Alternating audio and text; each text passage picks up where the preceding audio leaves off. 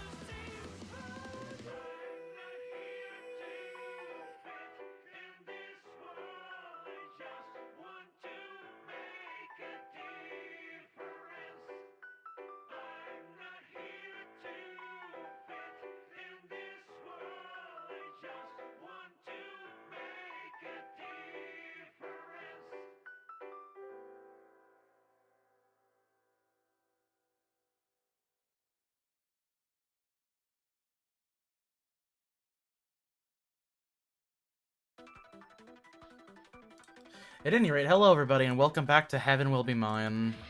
Yo, what up? Hello.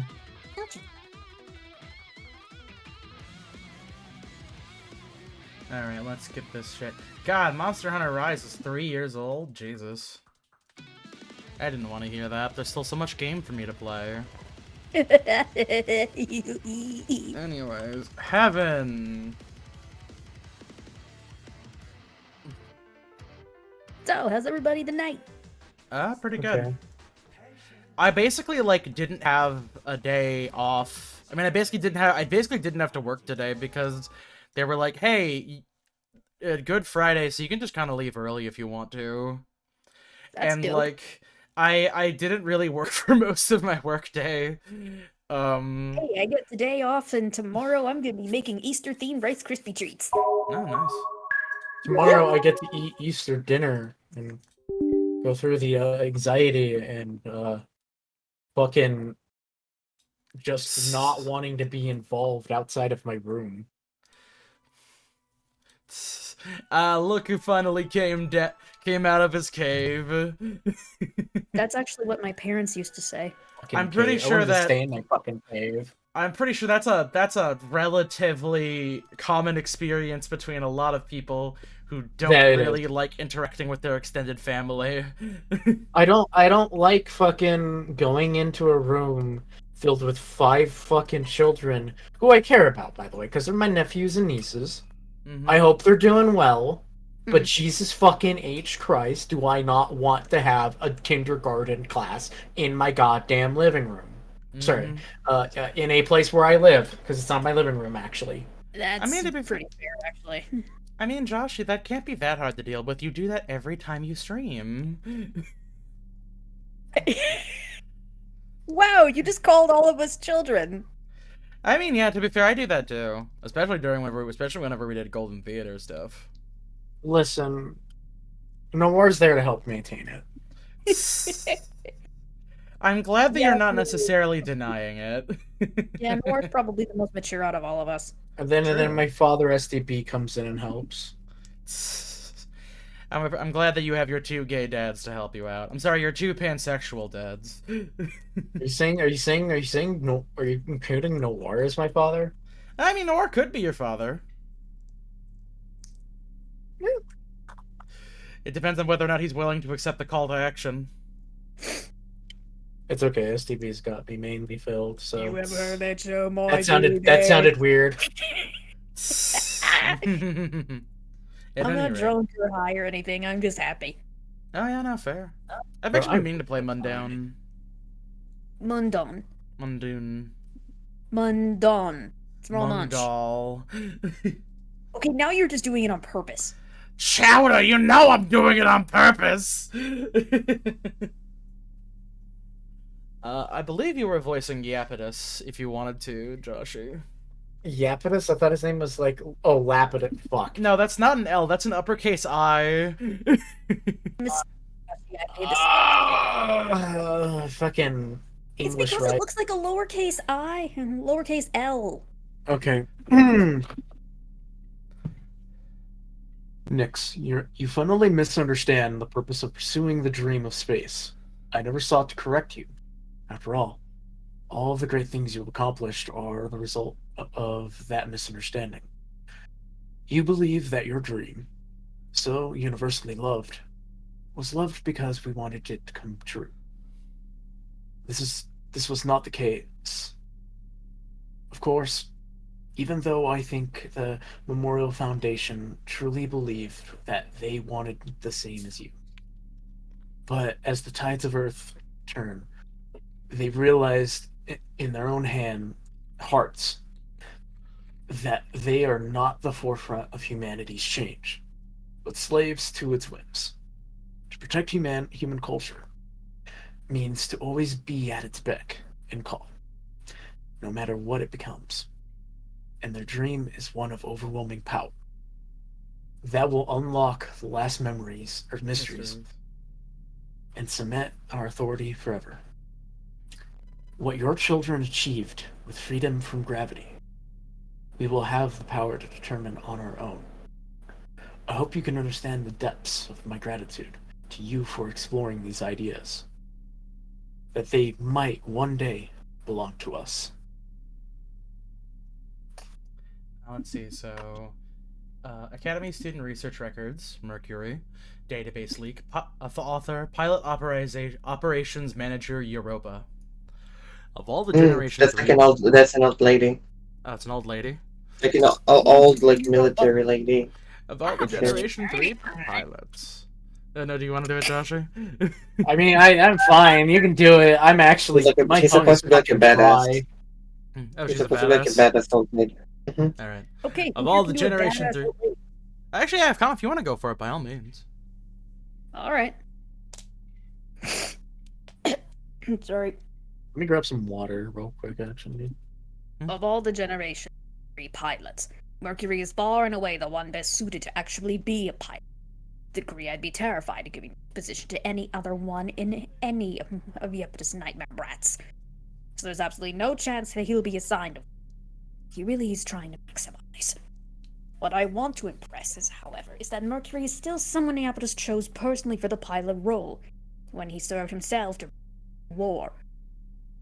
Alongside the current second candidate, Saturn, Mercury used to be a lot different. It's obvious. A lot of our pilots used to be a lot different, for reasons only space can explain.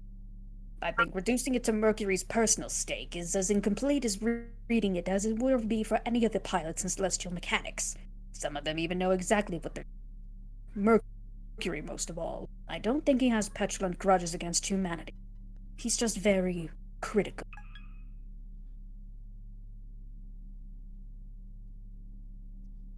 Noir, if you can do speaking, you were Mercury.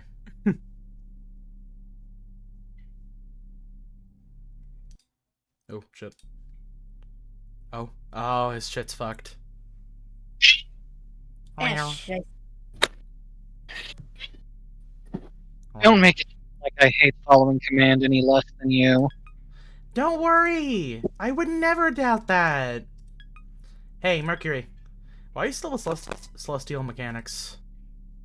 Why are you, if you still are, that is? You're the one who can choose. Mercury. Oh, don't. If you hadn't hijacked String of Pearls, you'd be here like me, waiting. To see it's true. That we can be what comes after being human. I don't want that for you. I certainly don't trust or believe in Celestial Mechanics or Iapetus, but wasn't that the worst part? Even after he decided we weren't good enough to be the chosen pilots, neither of us left. He knew we wouldn't leave because we already wanted it too much. Do you still want that more than anything else? I don't know. I know what I don't want, and it's to have nothing to show for it. Nothing to show for what? Coming to space, going to the academy, never having a chance to fight in the Cold War, not having a say either way, falling stupidly for the worst man alive. I'm counting on you, Saturn, to give me something better than just the same Earth we left. You never have to worry about that. I have only the highest ambitions for us. Those girls you're flirting with better have a decent future for us, is all that I'm saying. Sure, fine, okay. Only if it's a really good one, if nothing else. I'll make sure that he doesn't get the future he wanted. Huh. Any future but the future he wants is good. Give me and Ganymede a good place there, wherever and whenever it is. Okay. Let's see then. I think let's do Becoming Stars first. The whole colony? It's so refreshing to see you surprised for once, Saturn.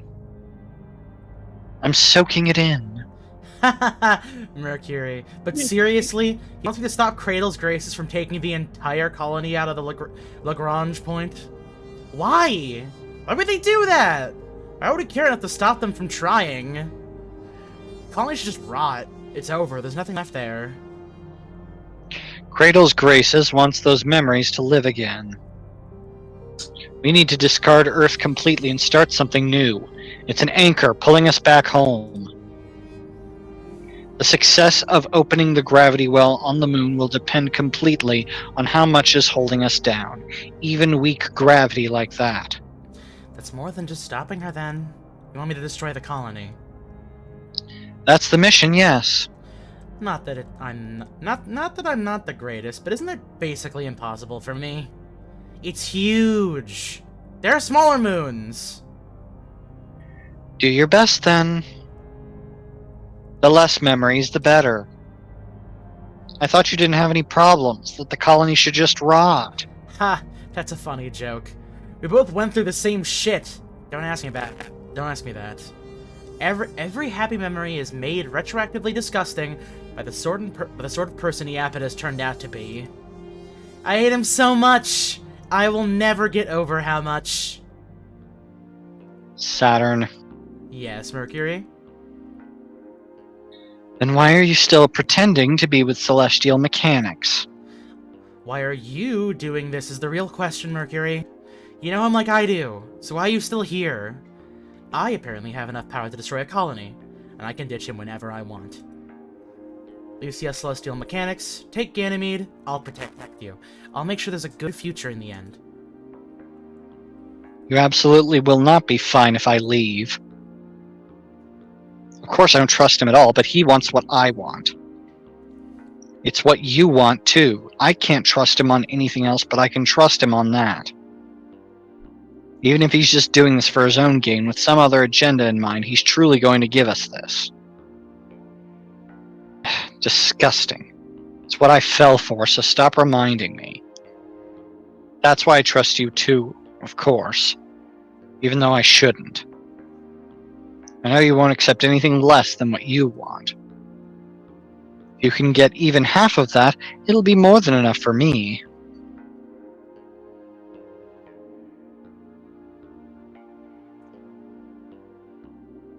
Physical space or narrative space?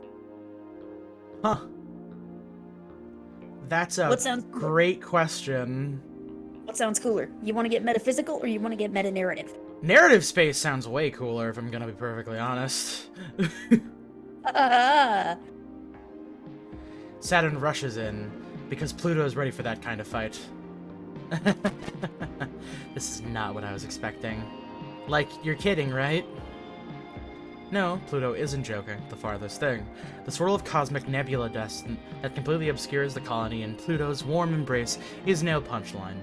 Only insofar as it is true that Pluto is so strong, it's not funny. The colony no longer resembles Earth. Now it's a gas giant, or maybe a star waiting to be born. Whatever the case, even though it's certainly much too late to do anything about it, there's an invitation from inside. Just come and try. You must think I'm really dumb. Or you must have a lot of faith in me. In which case, you're really dumb. It could be Saturn's perfect opportunity. If she plays her cards right, Pluto's putting everything she has and more into just attempting to move the colony. If Saturn can find her, she'll be helpless. And how am I supposed to do that? With you filling up the whole universe. Your story is everywhere, pulling at everything. How am I supposed to compete with gravity so strong, given the narrative of space-time is bending? Oh, hi there, Saturn. Are you just passing through? I have to turn you way up. Hold on a second. There we go. Hi. Fancy meeting you here. How did you know it was me? Weird to find you in the middle of an inconceivable cosmic cloud only you could create. I know, what a coincidence. I've sort of been ordered to fire on anyone in it, though. I think this might make things awkward if you try to get closer. You could at least pretend to be a little afraid of me. I am. Just a little. But even if I should be, I'm glad to see you. I hope that's not a lie. On either part. No, it isn't. I know you're dangerous, and very special.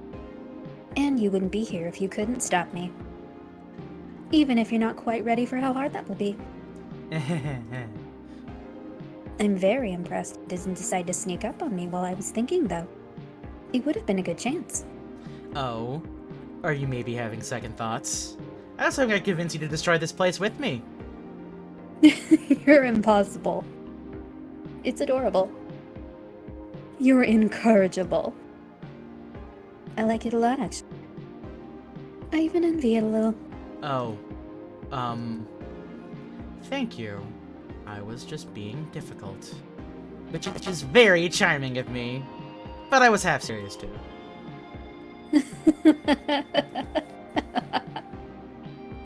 Nope. Never. I was almost tempted, though. I don't know what your memories of this place are. They're bad and good, right? Always a little worse than better. It's the same for me, but this place is still precious. It was a seed of life once, and maybe it can bloom again. So I'm going to protect it. Oh, that reminds me. What are you here for? Do you mind if I ask a person? What are you trying to do? I'm going to not destroy it.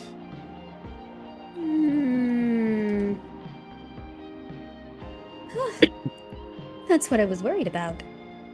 I really know when I'm beat, so I'll just be... Hey, stop right there! What? I was just trying to banter!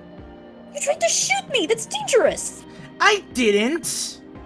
You were thinking about it! Of course! Well, she was.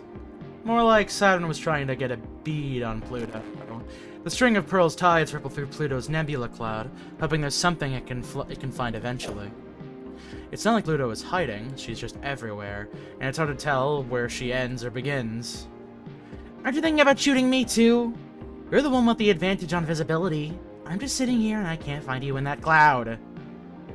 Oh, you're totally right. Dear super weapon of Cradle's Graces, are you actually a little naive? I gave you the benefit of the doubt. Was that wrong? Obviously. Sorry, I've never learned to be on my guard. Bleh. There's only no need when I can tell how what people are thinking and nothing can touch me. If it really actually worked like that, you'd absolutely never trust anyone ever. No, I trust everyone.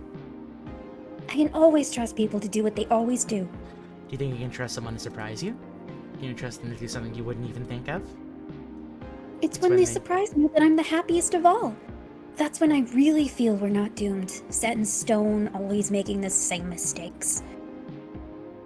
I'm being stupid and following my heart. Just like you. You're going to have to do better than shoot at me if you want to surprise me. There are other ways to fight. You're better at that than me. I think you can surprise me. Is that what you want? On Earth, our souls are weighed down by gravity. At the same time, gravity holds us together. Tells us who we are, good things and bad. Yes, gravity is strong because it's all of us together. Forces that would be insignificant on their own are powerful enough to make a planet when we hold it together. That's why we are much stronger on Earth. Even the weakest human has the sacred light of the soul, and its many powers.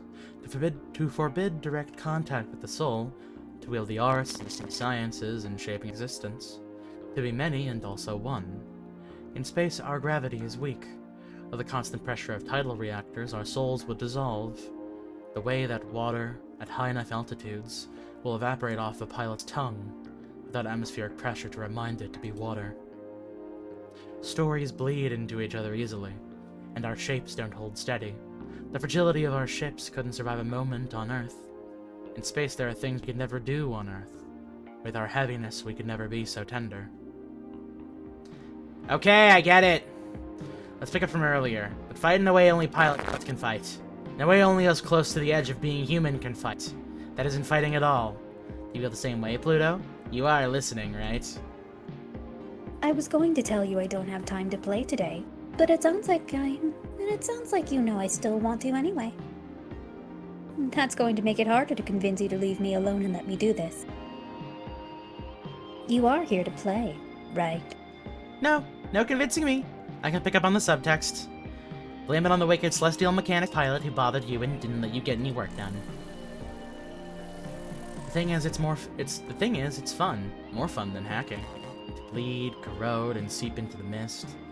Saturn can feel every particle, and the celestial physics that make them move. It's a swelling orchestration. Pluto's conducting something beautiful, something overwhelming. In the equation are hints and patterns how Pluto thinks, to where she might be, It's simple to trace back, easier than hacking too. Space is boring. Space is empty. Space is broken. Space will never give us everything we want. Space is a hope that what we want to make real might already be out there. Just reach out in space and time and we can almost touch it. Space is just a means to an end. But for a moment, Saturn is overwhelmed with how beautiful even the boring, dead, empty space can be. Even just the way that dust moves around. That's when Saturn realizes she is lost. She went in to tear open the story, twisted around, and instead, she got so lost and happy in it she didn't even notice the clouds swirling around her, the cosmic dust covering her, Pluto holding her tenderly. Pulled into the atmosphere of the colony, they orbit gently. Saturn has no reason to fight. It doesn't even feel like she lost. It feels like she won something special. Okay. Okay, Saturn. Open your cockpit. Why? Because I trust you. Do you trust me? I do. The same way you trust me. No, I trust you way dumber than you trust me. You're so amazing. So much more amazing because you believe in something like being human. You pour your everything to something that won't pay off. That makes me mad. But then sometimes I think it might work. Saturn's cockpit opens. Naked guts, exposed circuits. Krun Macula's thumb presses against Saturn in the distended cockpit. Exploring. Oh no. You're really hooked in and good there. Why would you ever do such a thing to yourself? You don't have to answer. I understand. Your cheek feels human. Soft. Oh wow. Suddenly I don't feel like moving the colony much. Maybe not destroyed any more than it was before, it will be good enough. Why am I doing this? I need to get back to my post. But you look so nice like this. I want to get closer. Is that okay? No. I guess I shouldn't. Wow. That's so... What a brazen move. Okay. Maybe you really win this time. Day 6. Mail. Are you using the robot to get girls? Origin. Do not read Saturn. Ganymede intercept. Do not read Saturn. Oh, this is Author, Mercury. Bridge Information Officer Mercury. I'm Ooh, completely Nicola. uninterested in communicating with Iapetus in any capacity that's not technically. I know my boundaries. You were very nice to worry. I know you're not jealous because you do respect me, but don't make me worry. It's what I like about you. I know you're worried for me, not about me, and I appreciate that, but I do want to clarify things so you stop asking me about it, even though it is cute, and I do appreciate it. Really, I'm not just saying that. Please don't hear that in a passive-aggressive voice. But I've been meaning to ask this for a while. Is it okay that I believe in this? It's important to me that you understand that it's nothing to do with him. So I worry that means that you don't understand what it means for me. I don't believe punished. I'm fine being human. But I think an important reminder is needed. Not alien in the sense of a foreign other that can bear all of our rage and hatred, but alien in the sense of casting our own features into relief. I think that what we see as a result should shame us. There are many things we need to see. You'll probably say you support me and believe in me. Thank you. But you'll also say that it means something to you too. And that's really why I love you.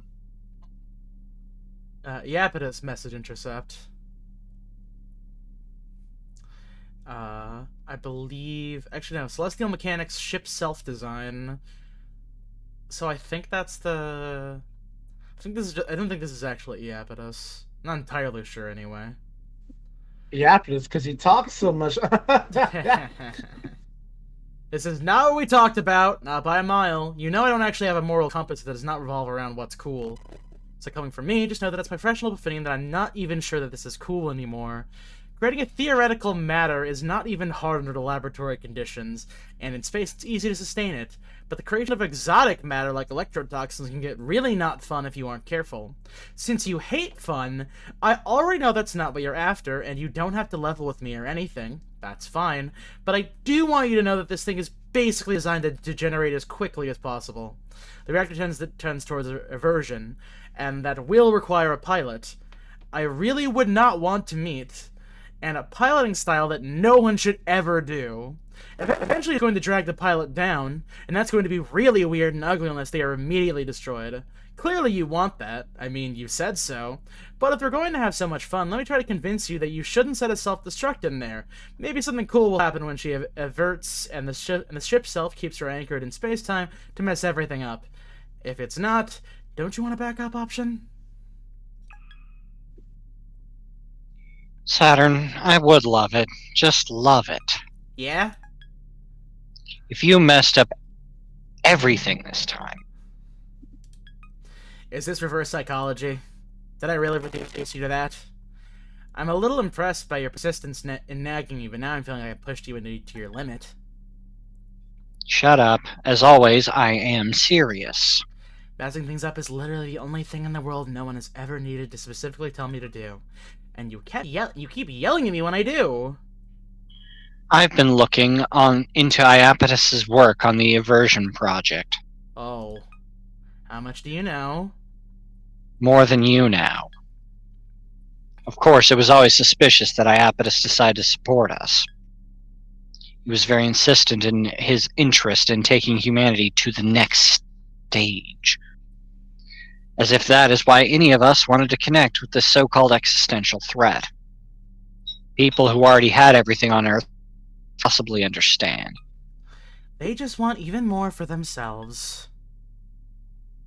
That's what I thought too. Iapetus's plan is very attractive to certain factions in Memorian.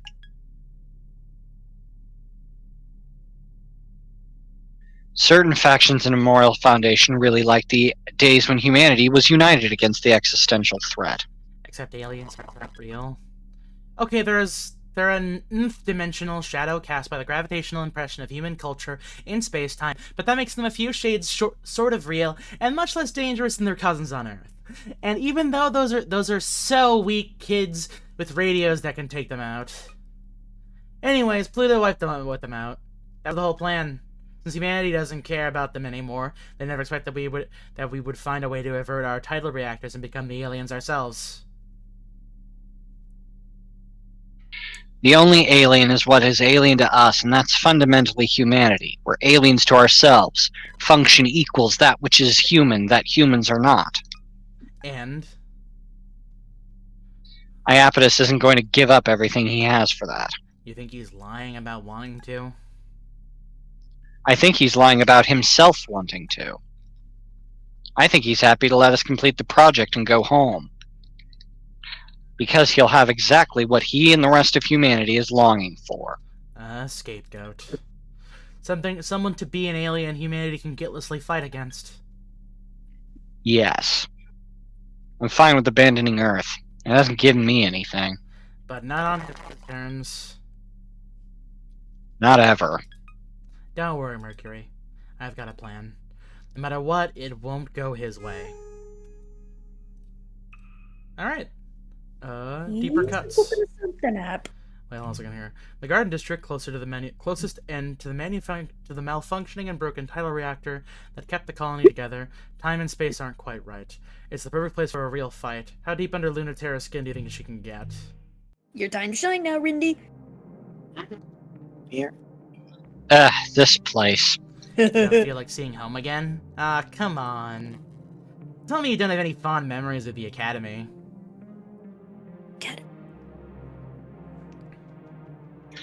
I do, despite myself, and that's why I don't have any wish to see it like this. A ruined garden that only reminds us how weak the gravity of this whole venture really was compared to Earth. Not to mention, it was all for something completely worthless, too. Wait, now you're grumbling about a mission? This is historic! Lagrange reactor is just a hollow shell, and there's barely any advantage to have in getting it. This better be a trap to use you as bait to get Memorial Foundation off our trail. Oh no, what a terrible trap to fall in! More flirting, I see. Is it unbearable? Yes, extremely. Are you still really getting nowhere with her? What are you talking about? I think you said you were going to crack her open and peel her shell, but I don't think you have. Ugh, you don't know anything. Shh! Ah, am I completely and utterly correct then? She's highly evasive, point blank or sniper shot. I can't seem to hit her. Your type, I see. Shut up! I got the Academy's most notorious heartbreaker to look like an idiot to me, so I win, so shut up. She's even stupider than I thought she was. But she's not as stupid as me. You're the one with your guts all over the place. Oh, just... Ugh, fine. I'm frustrated, alright? But it's not because I'm not getting anywhere or because I even care. Alright, this time I'm done playing. Happy? Is anything there, or if she's just metal all the way through, I'm gonna find out. If she is that boring, I'll never forgive her. But I'm coming back with guts this time. Fight for real in a fun way. Fight for real in a fun way. I like the Do this the real way, or do you want to do this the gay way? I mean, this makes it sound a little... See, it's odd because this favors Celestial Mechanics. I want to do the fun sounding one.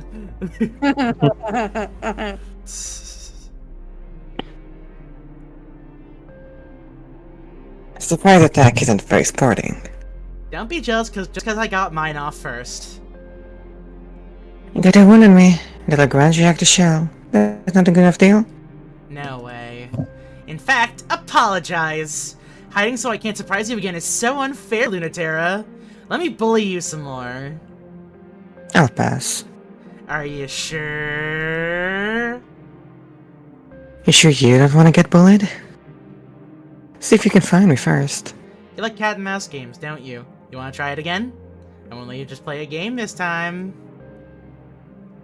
Can you find me even when I'm serious? Then I'll get serious. Lunaterra hides in the Garden District, the one part of the colony she has no memories of. The Garden District doesn't have any trees or flowers or plants. It's not that kind of garden. A garden for the children meant to inherit space. Not like Lunaterra, who came in the first generation. Teenagers too old and too molded by Earth's gravity to inherit the cosmos. The second generation was raised here, in the light of the colony's center, the Lagrange tidal reactor Lunaterra remembers like the sun, with the hope that they would grow freely in the lightest of gravity, free of Earth's weight.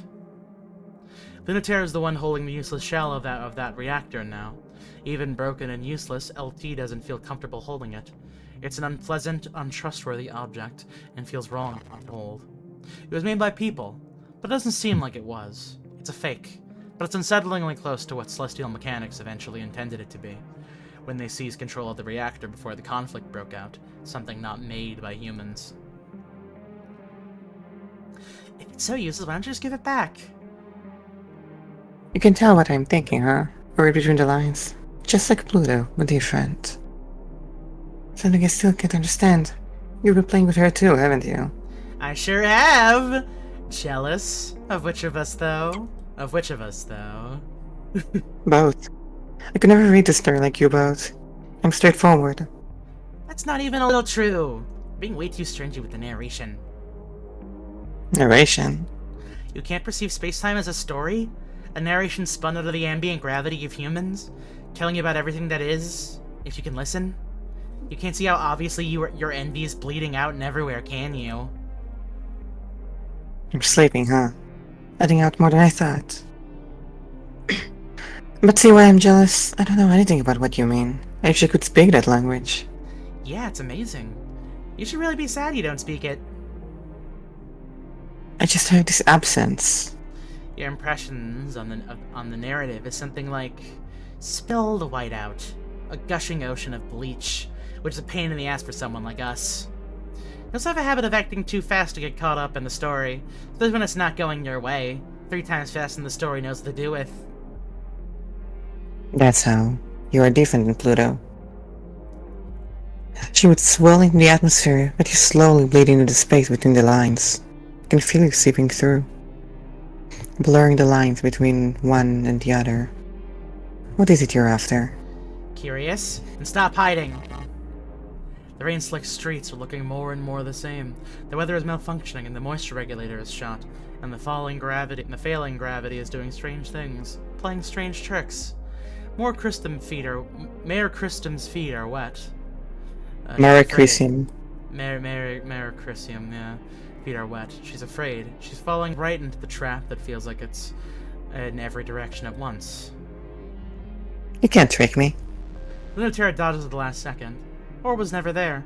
If Saturn bleeds into the narrative, then Lunaterra's trick is having a real habit of interrupting the story when it's getting good. Good thing she'll never know how much Saturn and Pluto think that's cool. I have eyes too, Lunaterra. Don't think gravity alone is enough. Saturn swipes again. Lunaterra wouldn't be hit by such a thing, but she isn't ready for the dripping, sparkling Nero lighting. She misjudges the distance, the unsureness of gravity. Mayor Chrysium sparks and bleeds from her left arm. Lunaterra swings her spear, crushes the string of pearls to the ground. It crumples, then darts away, lost in the mist. Bleh. Saturn's worse off, but her machine will fix itself, and the poison in Mayor Chrysium's system is only getting worse. You almost got me, but not quite. Is your game off a little today, Lunaterra? I thought you were gonna be serious. You can have a little lot better than that if you want to see me serious. You're misunderstanding. I'm going to cheat. You're the one who has to take this seriously. How's that arm feeling? Still sparking? Still gooey? It doesn't take that much, you know. Have you been cleaning your system regularly? What kind of fight are you looking for? A one-sided fight where you try your hardest and still lose. Looking for a payback. What? No, who cares about that? It's for you. Because you love getting owned. You're never holding back. There's no way I can beat you. You're even stronger than any story anyone's told about you. You always win and no one touches you.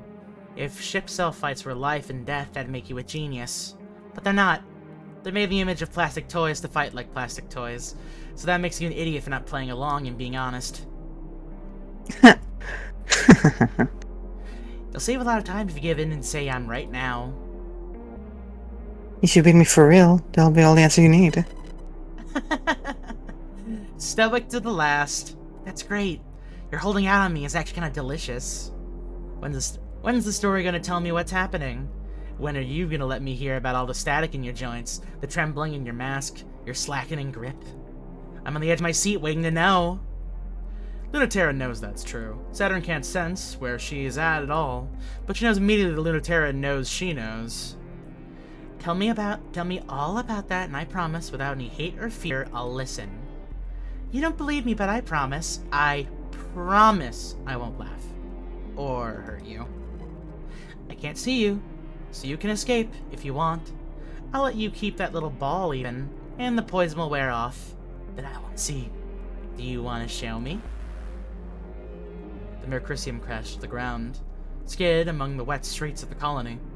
Her legs give out, and her arms are too weak to catch her fall. A string of pearls lands gently. Surprisingly, but that's what these ships were meant to do. They're meant to land gently. Even the electrotoxins are tingly, not painful, in a warm, numbing sort of way. Like clicking a battery with every part of your body. There's no way that Lunaterra can stand up. As soon as she lets it all in, she falls in a mess. Totally defeated. Oh wow, you really did it. You got so quiet. You're so well trained. You're the big, strong ace, but you shut down so quickly. You really can't deal with me at all. Why is that? Didn't you say you weren't going to bully me? I am showing all possible restraint. You really did make it hard. I thought you were kind of cool. You really acted like you knew what you were doing, even though you were so scared. Leave me alone. Oh no, baby. But you loved this. You're looking forward to it. I can see right through you. These ships are meant to touch. If you never lose, you never let anyone in. Thinking of this as losing at all is actually kind of sad. You want to give this all up and drag me home? Are you really sure? Lunatera, you really ought not to lie to me so much. This smug, untouchable Lunatera that I used to hate, she's so boring. But the you that you don't want anyone else to see, that's a much better you. That's the you I want to see. Oh my goodness. Lunatera is conscious of her own breath, on the unconscious pulsing rhythm of her ship self, which trembles. Holy shit. Gay mechas having sex. And not just from the electrotoxins. She really can't move in any sort of effective way, but when what she's feeling isn't fear or even helplessness. It's anticipation. Oh, she's supposed to be like one of those like Siamese cat type beats, because she has like that kind of like brownish dithering. A little bit, kinda. She also kind of has like that I like think so. lizard. She has that kind of like lizard like tail thing where like there's like little spikes that jettison out or jut out rather. I'm not sure that's actually. I think that might be on the building behind it. I'm not 100% certain. Possibly, yeah. It's kind of hard to tell. A little bit? Mm-hmm. It's anticipation. Oh, catgirl next having sex. Can we show this on Twitch? There's no. There's technically The robots There's nothing actually without any explicit genitals. happening. Yeah. There'd be like if two Avas were grappling each other. As long as there's no motion, it's fine. Mm-hmm. If That's she fair. thought she trusted Saturn as much as anyone else, not at all. Not at all. Now that she has no choice, she's surprised. She trusts Saturn so much, even knowing exactly what she wants to do. Saturn plucks the broken reactor out of Mayor Chrysium's hands and tosses it away like trash. And I will. Now that I have the power to peel your skin off and see it, I'm really happy. I never thought I'd finally get to see you like this, even though you're letting me. Little secrets just for me that the narration will never tell. For you only. So only I get to see you twitching and helpless? No one else knows? Not telling, but it's just for you, so keep it ambiguous. Got it. I could be straddling you and pinning you. That's certainly possible, but not for certain. I'm not saying anything definite. You got it. Thank you. I've got my pride. Yeah? Your pride? Tell me about that. It's worth a lot to me. Then I'm worth even more, right? God.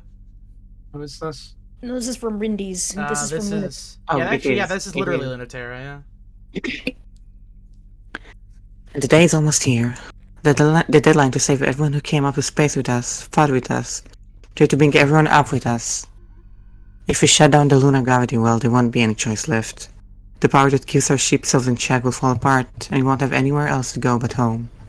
If we kill the dream, no one will die. We really, really hope that's true. No one should die in space. No one should die, period. No one has to die, because ships of combat is shimmering missiles of light, cosmic explosions, electricity that sears to the soul. Blade sense is impossible for human to produce. Dances of combat without end. A fight against ideas with toys. Humans would never show that sort of compassion to each other. Air sensor is a single atomic particle fired at near light speed directly into the cockpit core. A true weapon. From a military force. The quickest, most efficient, instantaneous, unavoidable way to kill a human. The most boring possible way to pointlessly die. No drama, no meaning, just nothing. This one's Pluto. It's January 30th, 1981. In the end, they might get everything they want. In the way that no one wants. If we open up the lunar gravity well, then we can establish forever. Earth. And maybe another. We can inhabit the whole solar system. But that will cut humanity into two, and more. The distance will be so much further. Everything we have will be even farther from them. How much more are we going to lose? How much will we ever be able to give them? The moon is very close to being part of Earth. It's full of life, and humans can live here now. It feels impossible, and I don't want to give it up. We should break it off forever, shouldn't we? All I want is to stitch these two humanities together. But if one of us dies as a result, I will fight forever to keep that precious thing alive.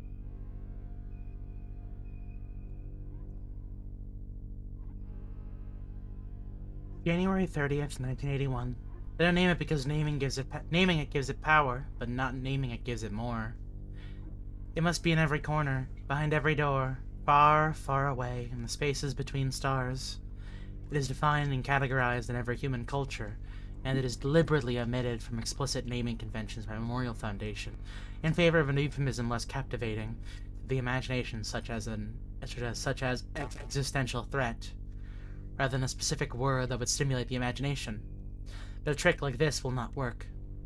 In the euphemism is a hollow void that can hold all fears and all possibilities. Through gravity, humans decide what is real and what is not, but what is not does not stop existing, and it, like humans, can decide. It's the kiss of inverse. Everything that humans can imagine, but can't become. The shortcut to attaining it is to forsake everything that humans already are. If a bunch of idiots get tricked into going there, it would make a very convenient enemy for Earth.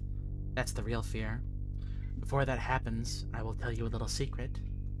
Ready? Day 7. So it's just been an entire week in space. Yeah. Yeah. Been hell of a year, Dave. It's only been 7 days. Route installation complete. New US in operations. Less You really do be like that sometimes, though. Mm-hmm. Gross resistance received. Ignore. Awaiting manual Really inputs of mission does feel parameter. like it really was a long year. Wait, what do you mean it's only been a fucking week? Assist Cradle Graces and Celestial Mechanics with the opening of the gravity well, and changing gravitational constants to make conflict with Earth possible. Mission created. Get in as much trouble as possible with the Memorial Foundation Ace. Mission created. Calculating gravitational slingshot data from server hack. Ready for launch? Yes. Accepted. Normalizing gravitational slingshot effect. Prepare for immediate launch to Earth's moon. Oh wow, yeah, we're super in line with Cradle's Graces shit. Oh boy. Mm-hmm. Better look at the Does mail. that mean Kratos Graces are the most accepting of gay rights? Only time will tell. You think about Neath still? That's out of nowhere. I think about them every day, obviously. They're the reason Celestial Mechanics exists. First, understand what happened to them. And then, because we couldn't stop thinking about it, about how to make what happened to them happen to us. We still don't know what it was exactly. They had us all get together to reach through space and time and contact the existential threat wherever it came from. Make sure that it had truly been defeated for good. I think they were really hoping it wasn't. We felt the same, especially us who never got to fight yet. We reached together as far as we could. And Neath reached farther than anyone. I didn't think it would have been them before anyone else. But I didn't know them. Was it that they reached too far? Or what? Or something reached to them? What's the difference? In the end, they got it. Whatever it was. Are you having second thoughts? Maybe. They were the only one.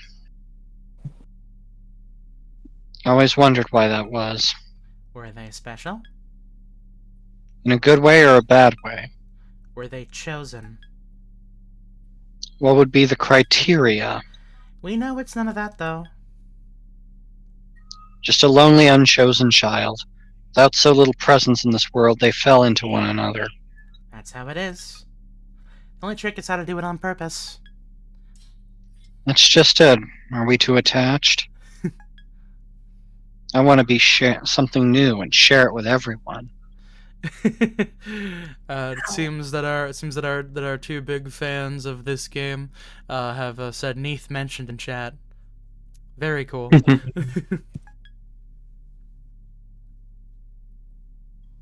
Am I too heavy for the apple?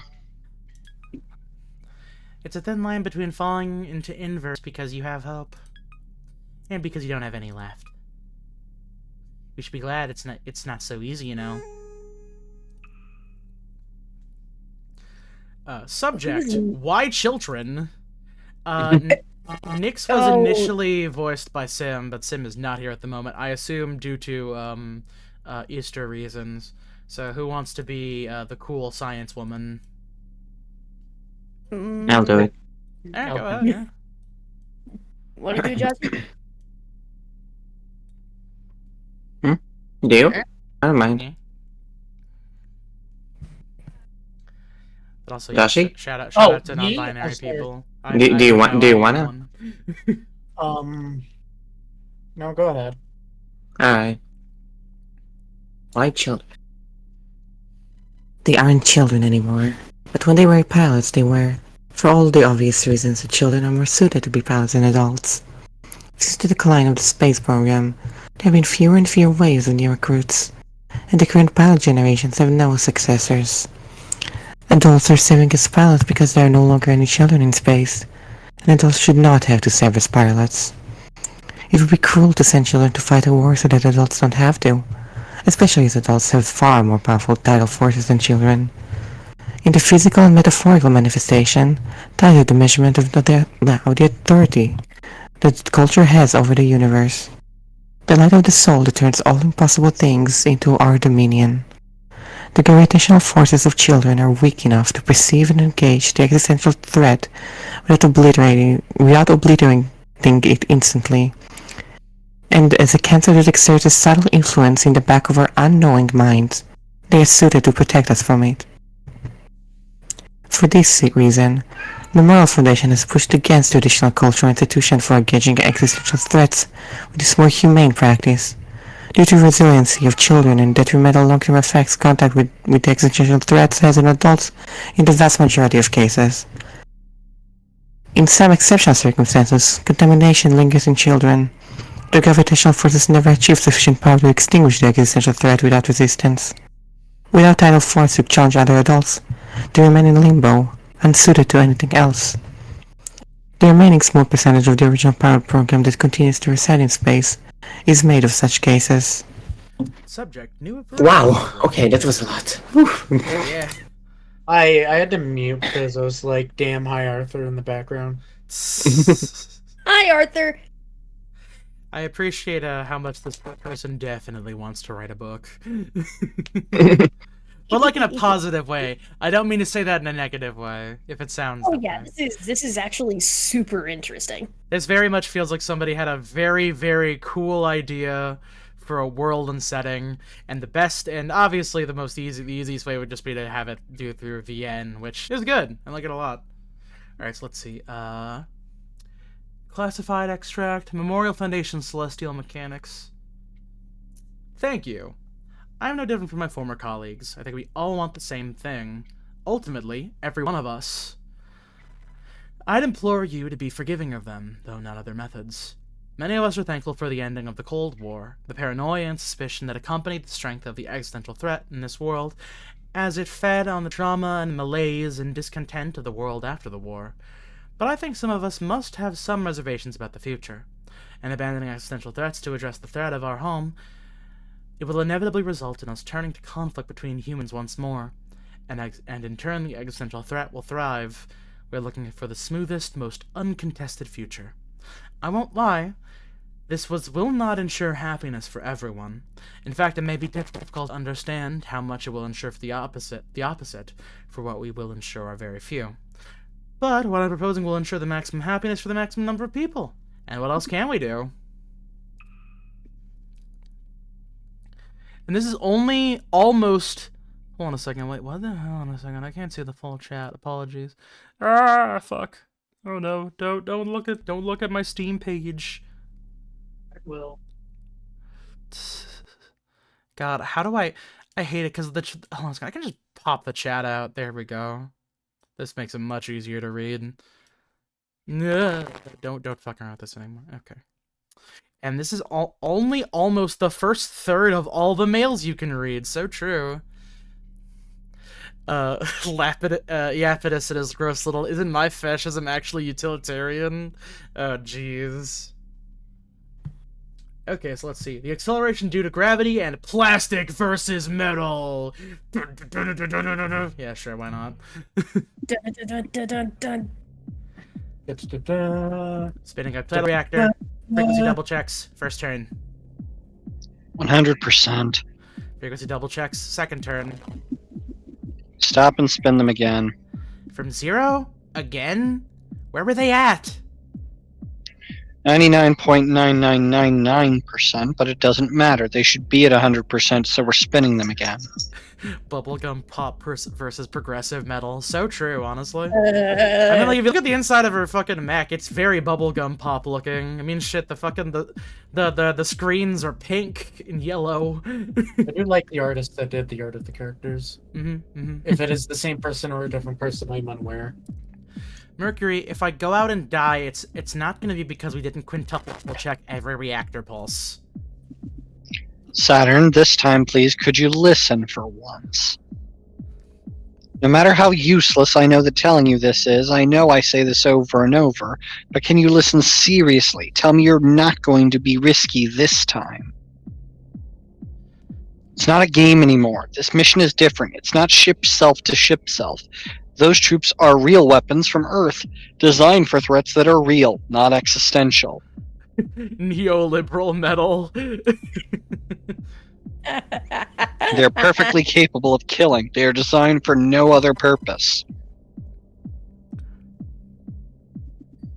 That's not going to be even an issue, though, because your orders are strictly to observe and not get remotely close enough to engage. They won't leave stationary orbit around the near side of the moon. They're Earth's insurance plan, and we can ignore them as soon as we make sure that's all they're doing. Don't joke about dying. That can happen. It won't if everything is perfect and you do exactly what you're supposed to. It finally matters this time, and you... Mercury? Mercury, please. I'm actually really sorry, Mercury. I didn't mean to make you worry. I mean, I didn't mean to make you really worry for real. I promise I'm not trying to die, okay? I promise, okay? Making poor choices about who to kiss and what to do isn't the same thing. I'll listen to you when it's for real, okay? I wouldn't cross the line. You're my friend. No one else. No one else is worth you. You're the most important. We've been through too much.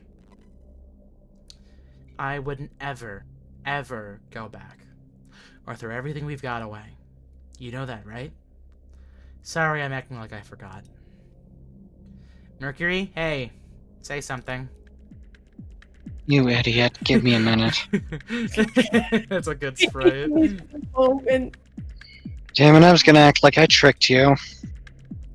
I was gonna get to feel smug, making you think everything was serious, and I was gonna lord it over you.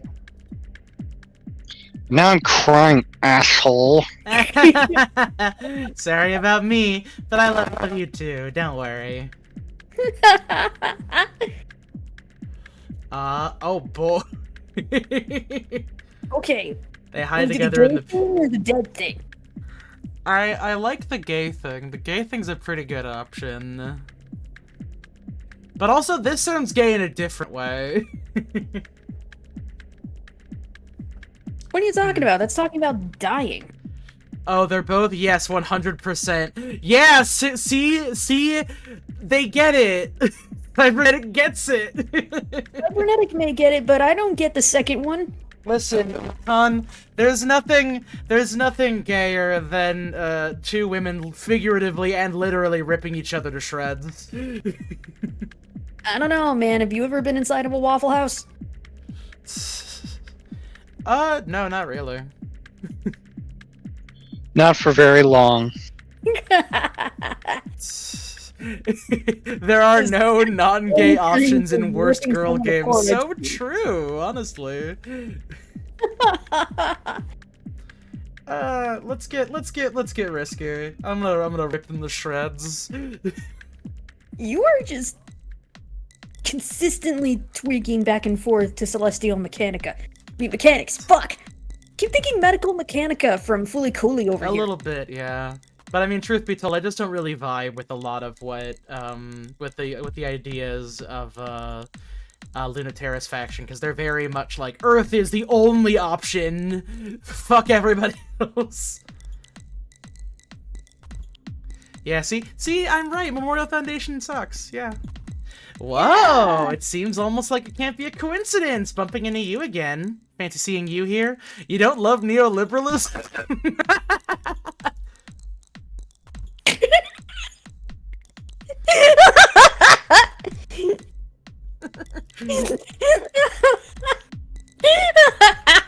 Oh, I just realized the display capture is over.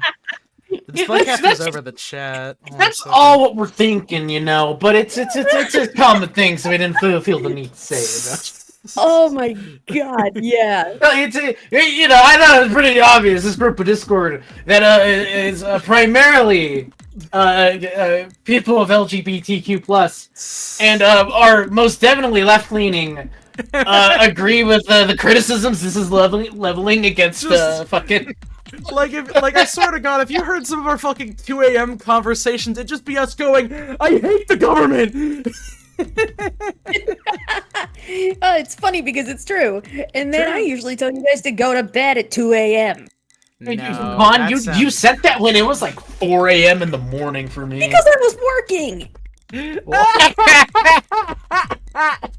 Oh my god. Wait, were you just at your job sneaking into the Discord like, go to bed, go to bed, go to bed? Because I kept getting buzz notices from Joshy! I sent you one reply video, which is fucking was it Miles Meowless doing a dance saying, no, I'm gonna do my own thing. As I promptly went to bed after I sent that, because I had already decided I wanted to go to bed Man. at fucking 4:30 a.m. AC's sleep pattern confuses me. Okay, here's the thing. AC gets a full 8 hours. How? I don't know, but me and Rindy, and I'm pretty sure Zaz don't get a full 8. Oh, I technically do get a full 8. It just happens over the span of several different points in the day. We've got to find out how AC does it. Damn it! I don't know. You see, the problem is my brain hates me, so at some points I'll have a random crazy dream about running away from somebody while there's like weird Sonic the Hedgehog visuals happening around me, and then I wake up, go like, I can't go to bed after that. What the fuck? At any rate, dear Rindy, now's your chance to say something gay, I think. I like my story, but please stay down. It's closing in. That thing wants to murder us. Blah blah blah blah blah blah. That thing wants to murder us very badly. It wants to kill. Yep. Aren't you itching to fight it? The autonomous military unit is waiting for opportunities. Seems like what it seems. That's really just reacting to conditions and responding with protocol. It's inevitability, gravity, law. Humans can be pretty unambiguous, which is why if you want something done precisely, you must teach it over only a sliver of what humans know. You want someone dead without complication, you need to remove a nuance first. It doesn't have to be any kind of morality system or decision-making process. It's a very non-discriminatory, just gravity and nothing else. It's a gun and not much else. Sorry, you should stop harassing it so much. It's annoying though. I want to bully it. I promised I wouldn't tangle with something if it was really life or death. But now that I'm here, I'm too tempted. I just absolutely want to tear it to pieces. Completely destroy it like it wants to destroy me. You ever feel like that? Even when terrified? Especially then. But it's not worth fighting. Not at all. Even a little. It's like fighting gravity, or a whole planet. What can you call winning against something like that? There are a million more. You can't have a real argument with something like that. It's an autonomous truth because they didn't want to have one in the first place. It just goes to show they really don't care what happens to space or anyone in it. Or they do. And they want this badly to believe they want this badly to believe they don't. You're gonna hate this, but I just wish I could crush them even more. Sorry. There has to be a way, right? Unlike a ship self, the autonomous military unit doesn't have a shape that really resembles a person. There's no need for that, obviously. You would give something a human shape only if you wanted to be able to express the fullness of being human. So they send the 80s splash effect visual orb. They send the at you. anti-spirals. Mhm. It's a gradient jump scare. God. It's the anti-spiral. Gurren Lagann! I still have to fucking finish Gurren Lagann. And also Madoka Magica, shit. I'm like 5 episodes away from finishing both of those shows. Still I haven't finished one of them. I need to finish the other with you. Look, it's simple. I'll just put up one on one screen, the other one on the other, and then I'll get both Yuri and Yaoi at the same time, just directly into my Well, brain. honestly, where you last left off, if you wanted to, you could have seen it in the theaters, like the second movie. Oh yeah, that's right. They did do that, didn't they? They did. I No, want to that's a see bad that. call. Is it? Is it really that bad? No, you shouldn't watch it before you watch the show. Is Really? it like one of those kind of like expands on the things? Oh yeah, type it deal? kind of. It's a movie that condenses a bunch of Oh, episodes yeah, into like true. 2 hours. It cuts out a lot of the chaff, but that's also like in a kind of a negative way. It also adds stuff, so it is like worth watching it, but not Speaking alone. of robot media, Not as a movies, I'll replacement. never forgive them for doing revisionist history and for fucking what is it, Code Geass? They fucked up Code Geass with the movies. Mhm. What?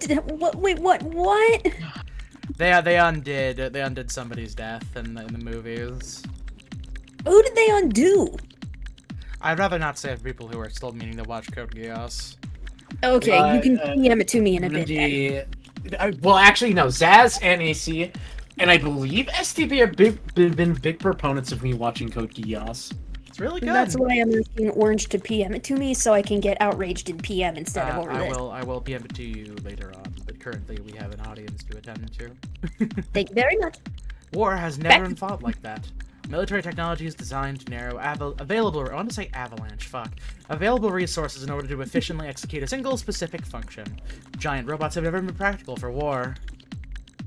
What is necessary is a single vector pointed in a certain inflexible fixed direction. The autonomous military unit may not look human, but it is human. A single, uncomplicated human thought. Die. I'm worried that telling you this will just encourage you, so I shouldn't. It was like a bad idea.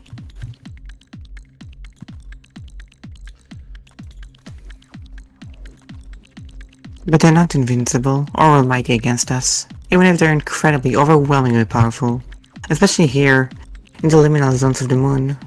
But not ever. Not anymore. Haha. Not to hear even you get mad about it. I understand the math. We're risking our lives and our personhood. And they're not. It's very one-sided. Humans are cowards. It makes me want to fight even more. I'm saying it's not worth it. The statement will be lost on Earth. They've got an endless number of drones. But you can destroy them, right? I'm not asking if there's a point. I don't care about that. I'm asking if we can. Let me know how you did it, right? Because you have. You really don't know, Saturn. You just don't. And you never will. You can wish and fight, but it will never let us go. 9.8 milliseconds to the power of 2 is what we are bound to. Your weight and mine are nothing compared to that speed. We can't even scratch the surface. Oh, meters per second squared. Okay. Meters. But you are right. It was stupid. And when I was with Kratos Crisis, I destroyed one. Pluto made me promise to never risk my life over something like that again. That's a huge brag, but given all that, kind of crazy thing to do. Why? Not that I think it doesn't rule. I was feeling the same way you were feeling. Pure spite. I'm not quite as bad anymore. Oh, acceleration due to gravity on Earth. Ah. Sorry, I dropped out of physics. At least I'm not trying to be. At least I'm trying not to be. See, that doubles as the truth and also kind of a physics joke. I know that feeling. You should bet your life when you don't care whether you lose it or not. Fight together, we'll be betting on each other. It doubles the risk, and there's still no point. Is there really no point to it, though? Useless, okay, that's true. But not pointless.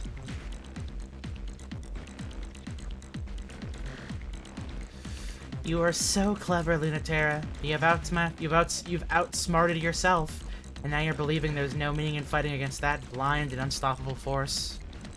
I definitely know what battles I want to fight. The senseless eye of the autonomous weapon fixates on their location, but the string of pearls doesn't give it time to get inquisitive. Saturn's closing the distance, cheating distances. It reflexively attempts to close distance too, but its calculations seem to be constantly just off. Saturn, come back. What did I say? Were you listening to yourself? Are we doing this? Are you gonna prove my point or what? It's no big deal for you, right? You've done it before, right? It'll be twice as easy now! Today you fight it alone. That'll be fucked up. It'll be heroic if it's the two of us. So come on, enable me! Don't you want me to not end up like you? Don't you want it to not end up like you? The autonomous military unit is extremely simple. It fires a simple burst of metal directly at a cockpit, particle unaffected by gravity, instantly lethal. Takes all the drama and expression out of fighting. The ultimate anticlimax. That's why true combat is ugly, arbitrary, horrifying. A struggle for power in absolute terms. Not a romance like fighting in a perfect body can be. Oh man, that's great sentiment. I love that. It's only because you did something so stupid that I'm joining you. A blue elusive streak. Unmistakable but impossible to pin down, follows Saturn. Liar, fake, hypocrite. You never smiled as much before as you are right now. Against even a single autonomous unit, not dying starts out hard and keeps getting harder. Saturn can cheat at the distance, the reason she isn't instantly dead. Their targeting is flawless and predictive, based on clear indentations made in space/time/culture by gravity. But Saturn just cheats. Every time she changes the math. Every time it adjusts to correct, and keeps getting smarter and harder. Still, Saturn does the math better than it can. Lunatera will die if she thinks to herself about what's happening, for even a single second. So she doesn't. She verbs instead. Do this, do that, make it real, make it happen, don't think or blink. Simply, impossibly, always be doing, always be being. Don't get hit, and never die. Nothing like life or death to remind you that being alive is great, and in that state you can become infinitely capable of fighting tooth and nail no matter what. When Mare Chrysium's hard light slugs hit the unit's chassis, it miscalculates, dips in motion, but undeterred, it can endure much more than that. Lunatera respects that, and fires 12 dozen more, at point blank as possible. No time for mercy, so increase the output. More than should be possible. Defensive insulation keeps protected from the string of Pearl's electrotoxins. All the string of pearls can leave as a series of bleeding, oozing, hot pink pinpricks. Nothing but scratches. Until there's so many of them that there aren't just scratches anymore. There's no limit to how mean she can get. It's something else fighting like this! I wasn't ready! You're doing amazing. You're unreal. You'll have to be, otherwise you're dead. So don't let up, don't stop, keep going. It's the only way. Every approach and hit counts. You've gotta be perfect. The autonomous military unit is fast. Faster than either of them. That isn't faster than coincidence. It's not fast enough to predict someone who's not even thinking. And it's not faster than cheating. Saturn works her whole hand into its guts and comes out with a fistful. Oh. The inside of that sphere is so graphic we can't show it to you. It has dozens of redundant components designed to withstand unreal trauma and continue fighting. There's a slight delay as the failsafe switch circuits. That moment is time enough for Lunatera to plunge her iridescent blade into flailing sensors that burn into white light. Even torn in half, ripped apart both ways apart by a division of light and dark, undone, the autonomous unit still moves. The only way they will win is to be completely thorough. pull the guts out every which way, never show mercy, and never let go until they've bathed in it head to toe. At the end, they don't even realize when the moment comes that they were still alive, that they had won. Are you finally satisfied? God, it was worse than I remembered. No idea how I did it alone.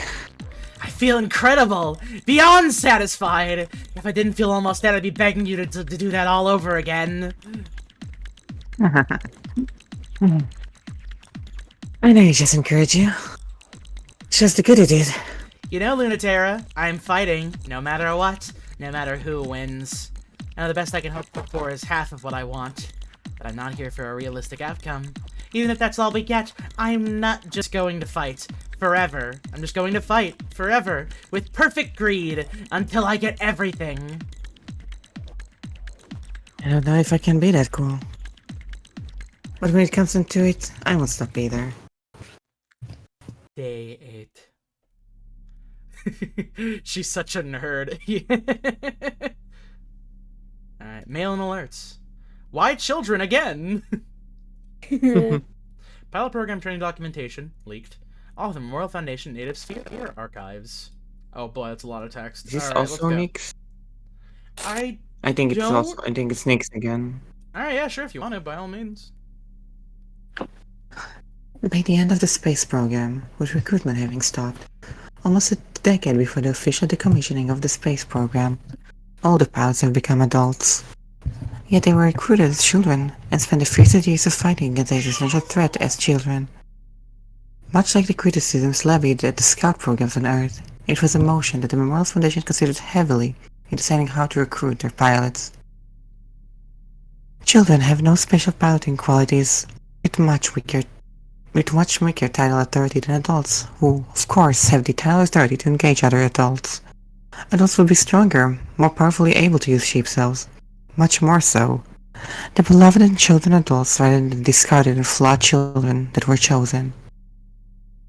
On Earth, adults, with much stronger tidal forces than children, will destroy the existential threat before even comprehending it. And because of this, those threats are able to hide in the world and prey on those who are more weak, such as children, or those who are unchosen even as adults. Those who are strong enough should struggle with other humans, and those who are weaker protect the rest from the trivial threat outside humanity. Sustained contact with the existential threat often exacerbates this effect, and there is a cold, twofold reason for delegating who will and who will not confront the existential threat. Children, and the unchosen, bear the burden so adults will not be worn away. Yikes. Everything is ready for you. Alright, let me click on the thing. I wish you'd let me help you more. We'll be fine back home. Without a ship. I envy you a little bit. Piloting is for girls and jocks. It's not my thing. I wish I was coming with you. Sometimes. A very, very tiny bit. Mercury, we are very different, but I love you. We're parts of the same thing. We wanted the same things, and I'll walk alongside you until we get them. Really? You're not leaving, possibly forever? If I'm leaving, you're coming with me. If I stay, I'll bring you home. You know you can't rely on me for anything, but you can count on me for this. I promise. I promise. You promise with correct punctuation and capitalization? So you know it's real. What else can I do to pay you back? Nothing. I count on you for a lot, Saturn. Same way you count on me. I've always loved, like very prose heavy, like, communication between two people. It's very nice. Alright, the acceleration due to gravity. Celestial mechanics and Kratos Graces have one thing in common, and that's escaping Earth's gravity. To do that, they need Saturn and Pluto to work together to corrupt the lunar gravity well. It's an opportunity for one to get the upper hand over the other, but they're not thinking about it politically. Launch. How's the new equipment fitting? It's not that much weirder than how it was before. This mission really is a weird one, Mercury. This was always the plan, you know that. Lunar gravity well is the anchor that all tidal reactors resonate with. It's how ships themselves maintain their form, how colonies on other planets and orbital bases and ships maintain environments humans can survive in. Gravity in both the literal and figurative senses is required for us to live in space, and without it, we dissolve into the universe become everything that humans aren't. There's a lot of that in the universe, and if you've noticed, if we want to turn into something interesting and specific, we have to make sure that we're controlling the eversion process. Is it going to work? Probably not. I wouldn't trust Iapetus to do this right. There's nothing in it for him, so why would he care? When he lived on Earth, he had everything he wanted. He isn't like anyone else who came to space. He's just flirting with the idea of transcending human limits for boring reasons, and only for his. There are no places left on Earth to conquer, so he wants to be the first to own the future. If this actually works, I don't want to share it with him. Oh, you don't have to worry about that. I told you I was playing this how I wanted, right? I'm not letting him have this. Oh,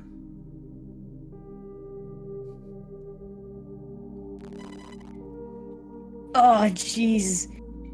Great great options, both. Hey, I have actually got nothing. I'm cybernetic, which is a better option? I think I think Pluto will tempt Saturn to entertain a silly dream. That sounds fun. The moon's south pole City is of Townsville. full of gay women right now. The future is full of lesbians, and it's very, very good. Both are cute and good. Good to know. I hope I picked the cutest and goodest option, personally. The moon's south pole is the completion point for Earth, where all the terraforming begins and ends. Here, the skyscrapers rise up to catch the eternal light, in what someday will be a city where night never comes. It's like Nier. You're quiet. Something on your mind? A lot, but nothing important. Don't hide it from me. You're not gonna just read it off your gravitational field, right? Are you sure? I like the idea that if you just look at somebody's gravitational field, like surrounding their mech, it just says gay sex, gay sex, gay sex. You're never normally this quiet. Good to know that even you can feel that way sometimes. I didn't think it would be over this. Gravity well can't be that big a deal for someone like you to deal with. And I'm here too, in case you forgot. Feeling out the tides is deeper than mind reading, and not so literal, and you know that. That kind of mind reading is the kind every human can do, but few are any good at. What kind is that? Read my mind about it. Are you nervous? No. I know exactly what I'm doing. I just wish everyone wasn't going to be watching us this whole time. You're getting yelled at for no good reason. Like the people who are a pain in the ass to keep happy. I'm sorry, I just now caught what's going. I just now caught and everyone's watching. It's just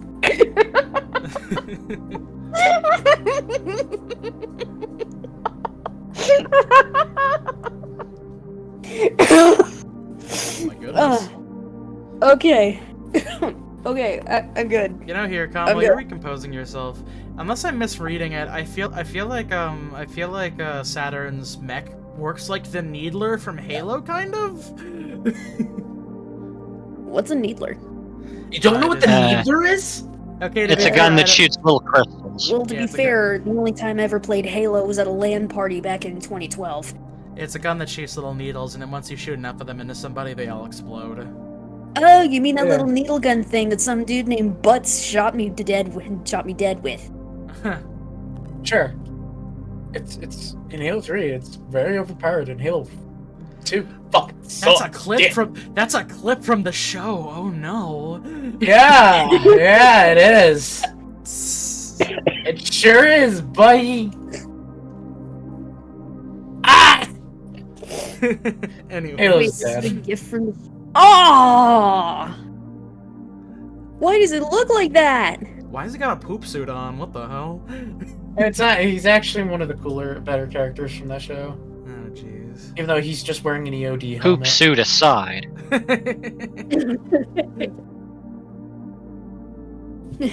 That's everyone in Cradle's Graces. Plus, they love me, which makes it so hard. That's why I ditched command. I couldn't stand being pestered constantly by superiors who don't know what they're talking about. I don't have any superiors at all. Oh, that's you. Hey, fuck. that was my line. Sorry, I got a little ahead of myself. I don't have any superiors at all. What? Lucky. Why? Because I'm at the top. I kind of got the feeling based on how you seem to handle situations. Excuse Thank me? you. I'm the leader of Cradle's Graces. More or less. Pluto is the top in space. So, yeah, I had a feeling. Ah, shit, I didn't mean to do that. Yeah, your microphone has been doing that every now and again. What? Audio spiking. Oh, my audio's Yeah. getting all fucky? Oh, no. Sometimes. Oh no, it's like some kind Rarely. of thing on your side from your microphone, like. Hold on a second. Is there any audio foibles happening on the stream end? Or is it just in Discord? I can't actually tell. It's mostly just been from your mic. Because I mean, it might just be Discord. Like There was sometimes people just kind of like devolve into Xbox Live chat sometimes. I don't really have any say in the matter. But I don't know if it's actually happening on the stream. Like me, haha. Yeah, but when you do it, They've been fairly minor. Okay, so that is happening then. Tragic. yeah. I don't know why. They're sometimes quieter than others. Here, you know what? Very rarely has been very mild distortion, but it's not interfere with clarity, really. Okay, that's good and nice, but I hate technological Did it again. foibles, so I'm going to unplug and replug in my shit really quickly. So you're not Oh, gonna be able to shit. hear me for 5 seconds. I know, a heaven. Anyway. Alright, While its headphones are out, it's time to tell you about Beaglesaurus. and it continues. Bop, bop, bop. Bop to the top. Hello? Oh, hey, Orange, you're back. Alright. Wow, cool. that was pretty quick, actually. No, yeah, I just unplugged my shit and plugged it back in again. If that doesn't fix it, then the other option is I'm probably just gonna have to fucking restart my computer. And we're pretty close to finishing the stream, so I'm probably not going to do that. Yeah, no. Mhm. Not this close. Oh, yeah, that's right. Did you get to say that you were the leader of Cradle's Graces, more or less? Yeah, yes, I already did. I was just waiting for you to go ahead and hit. Excuse me? Hit What? Why? For a lot of reasons, but mostly because no one else wants to be. Oh, Dr. Nix is in charge of most things still, but I do make the decisions. I do really like the idea that it's just like, yeah, nobody really wanted to be the leader, so I guess I just kind of do that, sort of. I mean, but why? You're as bad as Mars. This is why it's so hard to get anything done. Cradle's Graces is just full of contradictory, impossible to reconcile, naive, and disorganized feelings. Someone has to bring all that together. No, stop. I mean, but why would you tell me that? I mean, should I take advantage of this? Oh, I thought you just wanted to get to know me better, not engage in any of that cloak and dagger stuff. You're crazy. Why would you trust me? I'm sketchy. No, you're not. You're obnoxious to your friends. Work hard on listen. Speaking of audio problems, you just went into You're ran- cutting out. You cut out entirely You there ran at the into end, the Colin. void during that last couple seconds. Oh boy. Sorry about that. You're obnoxious to your friends, but you work hard all the time for their sake. You bullied a certain taciturn ace pilot, not because you hated her, but because you wanted her to grow up and stop wasting her talent on moping. You're always tempting me to your side, but you don't care if I join Celestial Mechanics or not.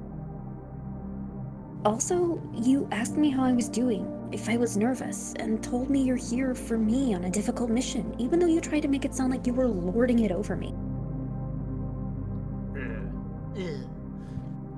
So, what do you really care about? That you keep coming after me whether you win or lose. Not telling. That's fine. You don't need to say anything for me to understand. I need to shut my mouth or I'll keep stuttering and embarrassing myself. They told me that this whole time you've just been playing along like... I give up on being cool. It doesn't matter. No, wait, it does matter. I worked so hard to try and corrupt this good little pilot test brat of Cradle's Graces. Aw, don't be sad about still being a good girl. It's a really hard habit to break. I'm the real fool, though. I saw right through you and it worked on me just the same. I completely fell for it. Oh, we're almost there. Let's be careful, okay? The slim tower, the tallest on the moon, ends in a point, and suspended above is an overpowering gravity well, claiming humanity's spot on the moon, a saved seat in the cosmos. It'll fall inert to the surface where culture has so fully rooted in the moon that the planet will produce a true human gravy. Then this body will no longer be Luna, but fully and truly Gravity the moon. said gravy. Oh, true human gravity. My bad. Oh, that's because I think I may have touched my hold on a second. I touched my my gain a little bit to make me a little bit because I thought it might have been a little too overkill. Also because I think I wasn't sure if I'm like Gravy. I thought it Well, meant like, I think you sound fine. I thought it meant like turning people into like a primordial soup, which is why I write it as like gravy, because like it's like it's getting like condensed down, right? Like because it's gravity. We'll produce a true human gravy, Yeah, and then everything turns into and it makes its own sauce. Oh no, we're all turning into fucking Tang. Ah. Oh, my dead wife is orange juice. Simmer humanity until it forms a reduction. True.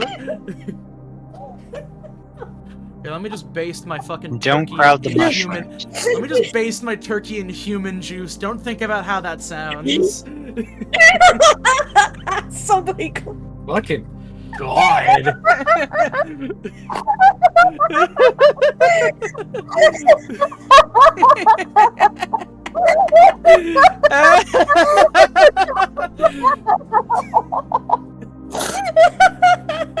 I'm actually crying. Oh no. Oh, I should make the text box bigger. That text is like barely visible. Oh fuck.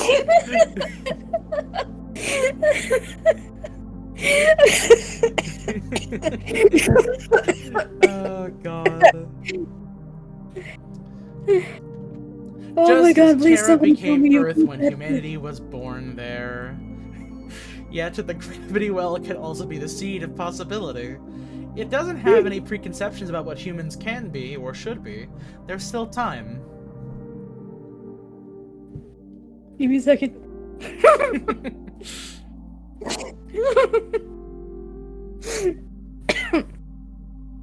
1 second, I need Sus, do you think Saturn could convince Luna Terra to dress like a turkey? Pretty good. You'll have to forgive Khan. She's a bit of a laugh box. I could post there's a pretty good stretch of time where someone posted a picture of a burning toilet and then she started bursting out into fucking laughter. Yeah, that doesn't work on me anymore.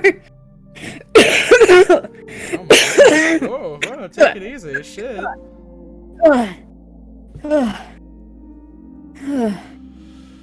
Oh my god.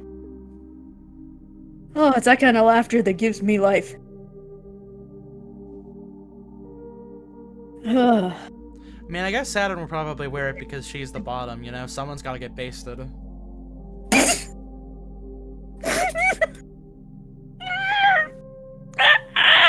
See what I mean? Oh god. Okay. No more. Okay, that actually will started to not hurt a die. bit. Despite how sick this person tends to be, they will not die. Shut the fuck up.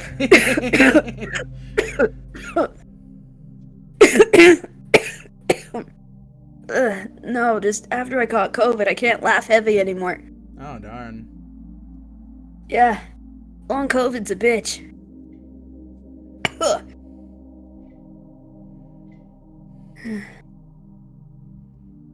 Begin full output.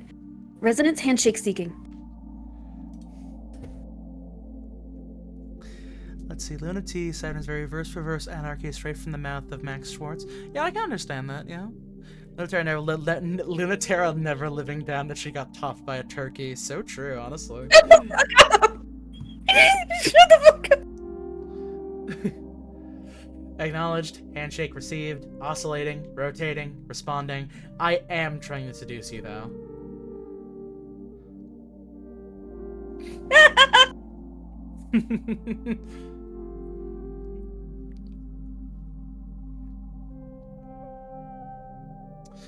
You know, so that reminds me, I gotta make some some follower specific emotes. I don't really have the paid ones right now, I think.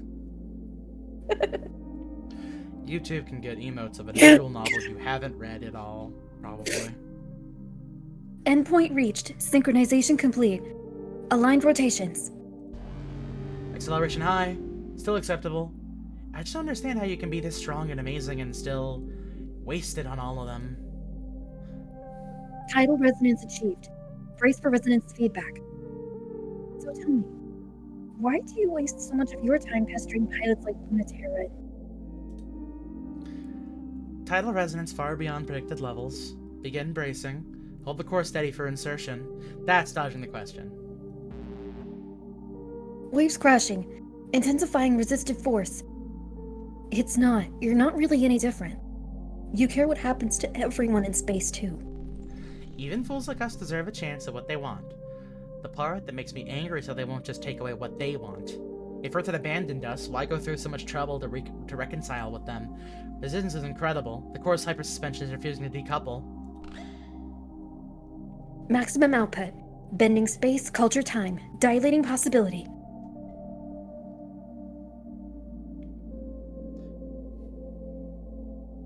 No, that's Pluto. Oh, Still sorry. Leaving humanity behind out of spite, just to prove how much you don't care about them, makes it sound like maybe you actually do care about others. But it really is cute how you're trying. Oh, please finish him in Echo one of these days. It's so good. I'll admit I have some issues with Ryuka Shio 7 and his writing style, but it's definitely one of the favorite things I've ever read. Higurashi Part 8. I don't like Higurashi that much. Completely unrelated to that, check out Kotaru Uchikoshi. Yeah, the Somnium Files and 999 are fucking great. Woo! Anyways. I am loyal to us! That's all! The Space Orphans, the Lab Girls, and fuck everyone else. No love lost, none owned to anyone else. That's what I'm the leader of! Beginning insertion. Breaking first through 50th seals. I don't! I want to break up! If humanity wants us back, they should come crawling and beg us to forgive them. You, of all people, shouldn't be the one saving them. Rapid destabilization. Action needed. Are you really okay with all of us in space having a chance at that future but no one on Earth? I, of all people, know what it would be like to never have that. Breaking seals 50 through 1000. Requesting overload bypass permission. I'm not a good and noble person. My heart's not big enough. Attempting again? Fine. Here's a real secret. Just for you, okay? Since you told me yours, I would never forgive the world. But if my master plan doesn't work, I'd follow you wherever. Bracing. Gravitational output maximum. Thank you, Saturn. I wouldn't have had this much fun without you. Thanks for giving me room in your heart. Less dramatic status updates that sound like you're gonna die. Core pierced, heavy damage to the upper arm, insertion activating. Sustained damage, increasing, holding until countdown begins. For being so stubborn, even so you make me falter just a little bit. Just a little. I can't be that invincible. I'm just a little lab rat. Reaction confirmed. Are you ready? For everything? Saturn! Confirm Roche limit escape! Negative. It's messing up the math. Calculations keep changing. Immediate escape is necessary before the micro black hole is formed. I love Saturn calling up the death flag. True. Can't. Calculating. Focus on my voice. It's not time for you to join the inverse yet. Gravity, like a warm embrace, and not just mine wants you here. Back to your home and mine. I almost. All the equipment is destroyed. Both of them are badly damaged, but they're not dead. And the tiny black speck pulsing within the containment field, a strange gravity washes over the moon, and many things are possible. A level playing field, a new playground. Day 9. Hey, Yapidus, what's up? Oh, hey, Joshy, you're up. Oh, hey, fuck me.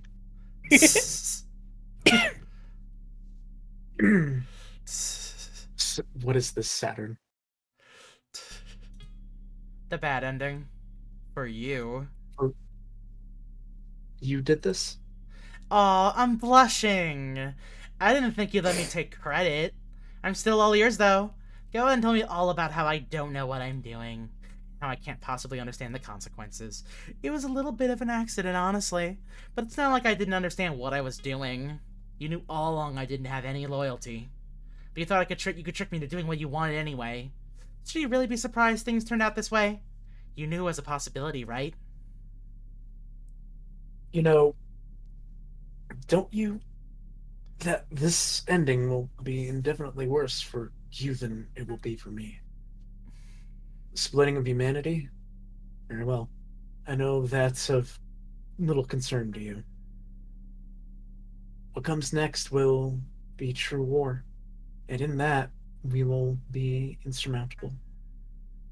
If humanity can't be reconciled, and the enemy cannot be banished, you will be cut out like a cancer. You know I'm not really an optimist. I didn't have any of that hope for the future. But you know, you're betting on me being spiteful enough to throw away humanity completely. You can bet I'm spiteful enough to prove you wrong. And the world you despise could be real. The Cradle's Grace's fleet is small and weak, and they're desperate. Within the dream of space dying, there's no time left. No chances. It's one thing to go home, another to leave forever. Both of those are just up to those of us in space. Neither of those require the strength to pull humanity from its cradle. It's a strength that no one has. Silly game, my beloved. And no one should even pretend that they have the strength for it. With all of Cradle's Grace's hopes and dreams, Pluto will still try. The pilots bow out as the conclusion of the conflict becomes evident. No, it is now truly a war, because the autonomous military units have been arrayed against her for her transgression. This is no longer a fight between the humans of space, but a war with the Earth. The autonomous units ready their weapons, and in unison they fire to kill, as if their trajectory bend away from Pluto. Blushing at the sight of her, they refuse to meet her gaze as expected. Krun Macula will convert the gravity well directly into the space and time and culture necessary for the future, and they will steal that future from her piece by piece by piece.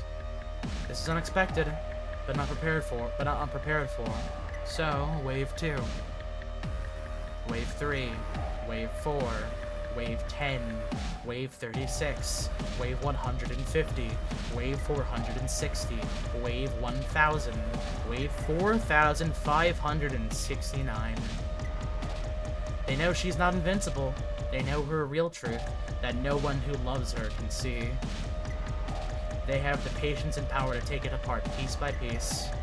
They will strip her down atom by atom if they have to, until she loses mass and gravity becomes only a girl again. Pluto wouldn't mind if they were trying to kill her, but they have much, much more important things to kill. Cradle's Grace's future. The future of humanity as we know depends on it.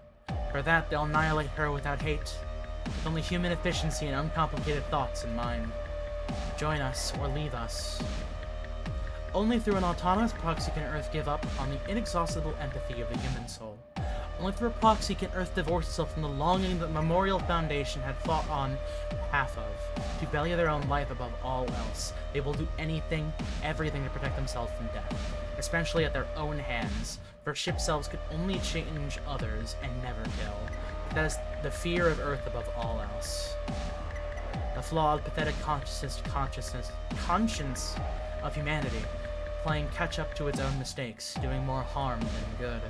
So heavy even Pluto can't bear it.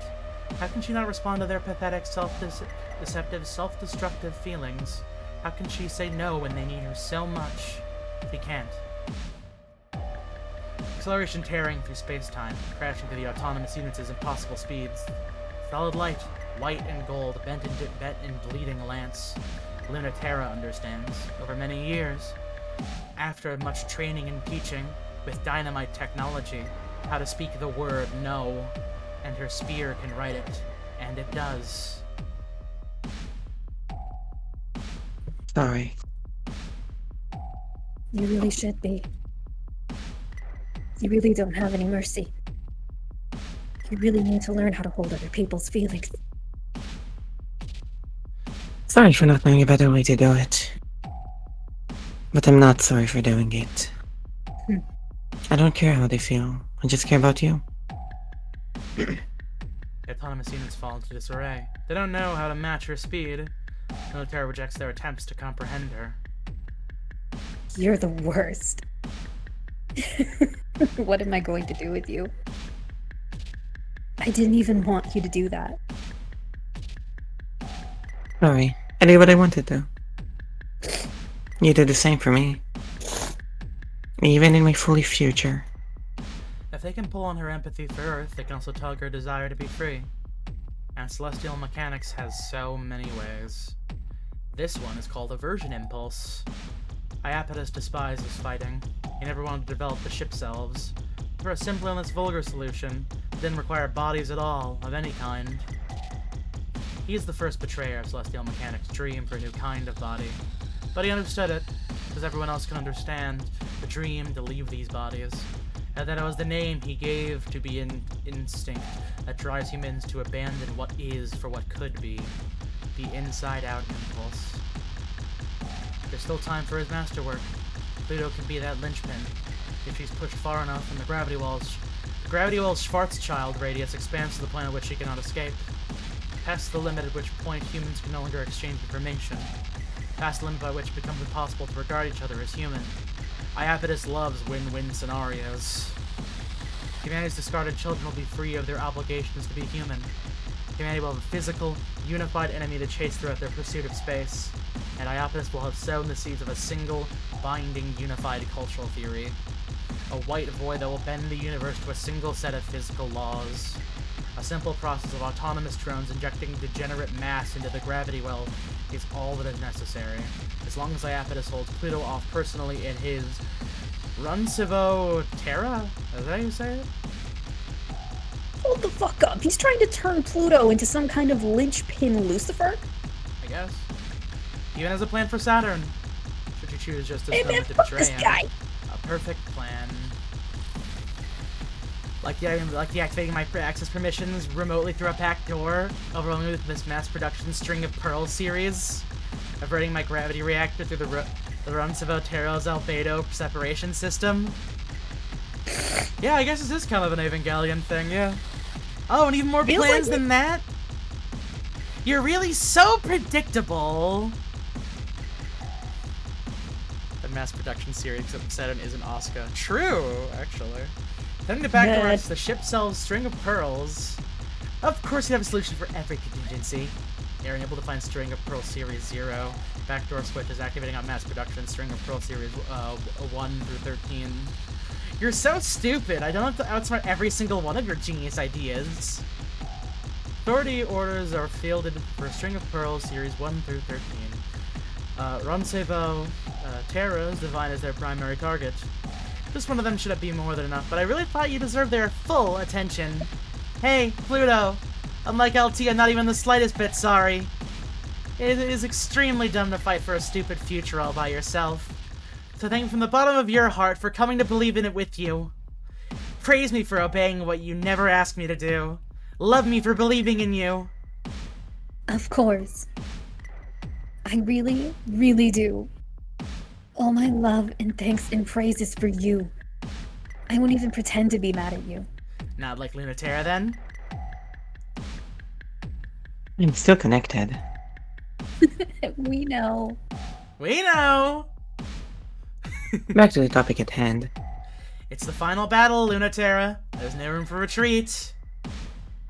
Oh no, so bad for her. We really should. You'd think the end of the world is enough for an excuse to change the subject? It should be. It won't be the end of the world. The gradual is open, but it's not sustainable for long. Whatever you're planning, you need to do it soon. You are both so precious to me. And you should know that even together, you cannot stop. Hey, don't just fucking dot. I thought you were going to convince her. I have to do this, because I believe in it too. But Dr. Nyx was willing to sacrifice the Earth, and I'm not. No matter what it costs. Kratos Graces never wanted independence for space. They wanted all humans to embrace it. The solution is to destabilize the Earth's gravitational field until human life is no longer possible there, and force adaptation to space. Saving humanity against their own will, maybe, and destroying yourself in the process. No way. You doesn't know what she's talking about. You're throwing yourself away on a dream that won't come true?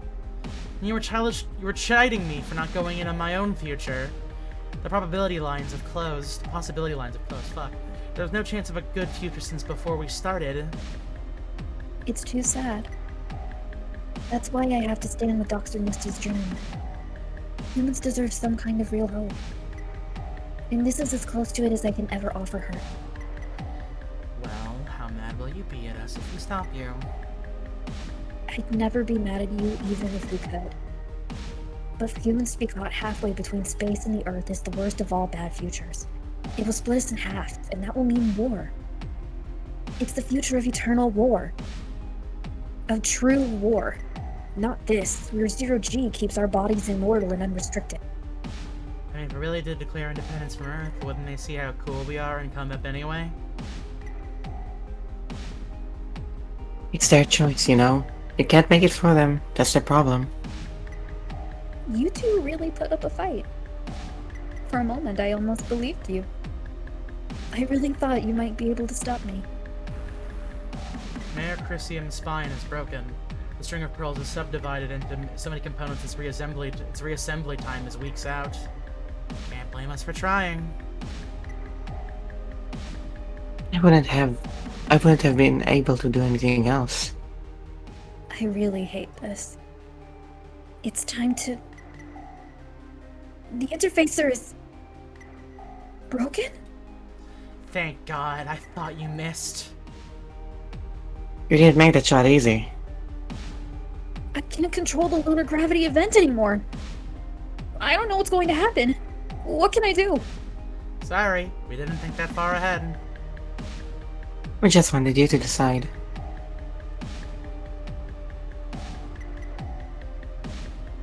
Not Dr. Nyx.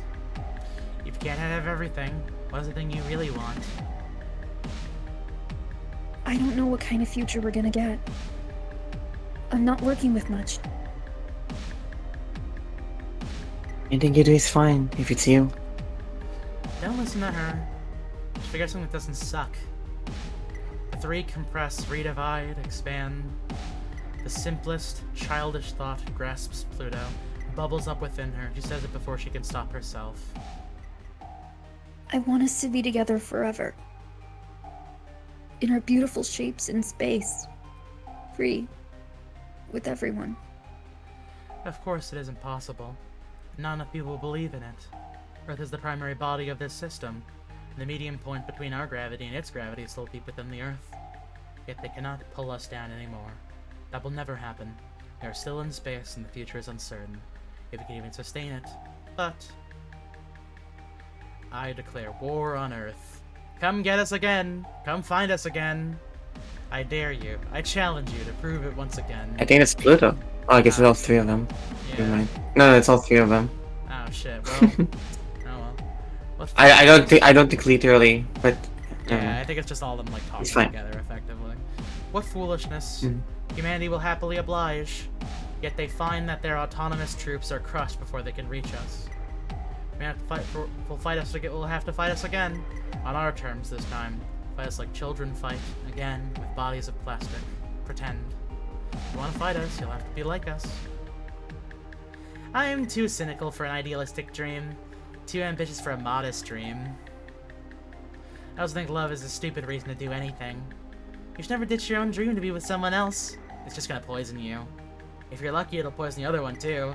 What I really mean is, doing something for love should be doing something you love. Not hoping love will find its way into what you do, so you can stay in love with someone else. I am, however, stupid. So if it doesn't make sense, don't stop me. But I do think that I wouldn't believe in them if I didn't love them. Actually, I wouldn't love them if I didn't believe in them. I believe, and therefore, with that love, I'm going to go ahead and let them try. I'm on the side of the alien. I will always argue for that. I think that'll keep them honest. I mean, I can't say that I don't want them to. I don't want to believe. Keep convincing me and I'll stick around. Make the future worth it to me.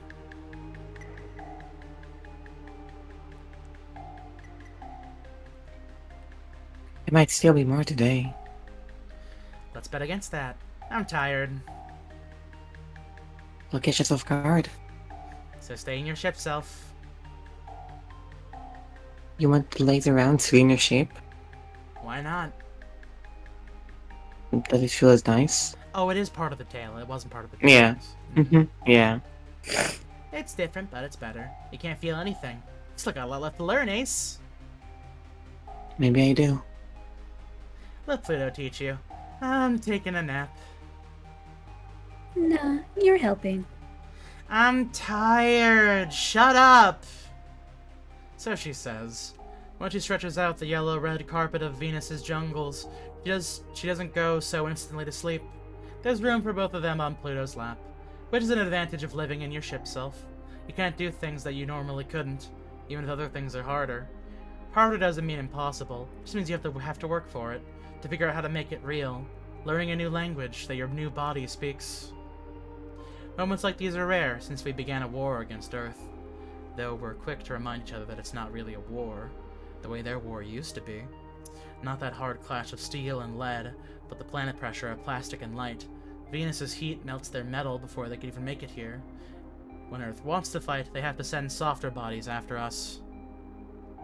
The punishment we deserved for being unable to reconcile is the half-real solar system. The forests are still struggling on Mars, but we're trying hard, and the jungles of Venus are growing so nicely, except they're too wild to give us room. The silicate mosses that grow along the rings of Saturn allow for a very fragile, delicate sort of life. We love all these places anyway. They're becoming more and more like home. All we need are more of us. And they come, descending in waves, trying to take us back. We beat them back every time, and sometimes one or two look around, decide I'd rather stay here. And there's more of us. Sometimes they succeed and take one of us back home. Just fine with us. We should go where we wish, live as we wish. And if our sisters get taken home, they bring a small part of us back to the Earth. That can't go unchanged. Like Pluto always said, this future no one wanted is the only future that leads somewhere. Which she couldn't hold, and still can't hold. But she doesn't need to. We are holding it with her. We are holding it together. All together. We can hold this future. Earth isn't ready to accept us, and we're not ready to forgive Earth. That's okay. We don't have to be. We can just fight about it. Let's just fight about it. Let's fuck over it. Let's break up and get back together again over it. If we lose on the terms we set. And that proves our point. So haha, we win. If you hate that logic and think it's stupid, come over here and mess me up about it. Come here and make out with me about it. I love that line. Mm-hmm. Childhood again. Beat the game with the CG ending and beat the game as Saturn. Nice! This is a fun game. It's really good, yeah. I like it. Mm-hmm. Thank me! I didn't do shit. I clicked the button a couple of times. So then I guess next time we'll have to pick somebody else. And maybe a different ending. I love the Kratos Graces ending so much hope for. Yeah, it's very nice. I like it a lot. I was a little bit unsure when she started talking about destabilizing Earth's gravity, but like that worked out. Alrighty then. That's it, everybody. I hope you all have a lovely day. And we will see you all sometime soon. Bye bye. Bye bye. Goodbye. Bye. Yeah.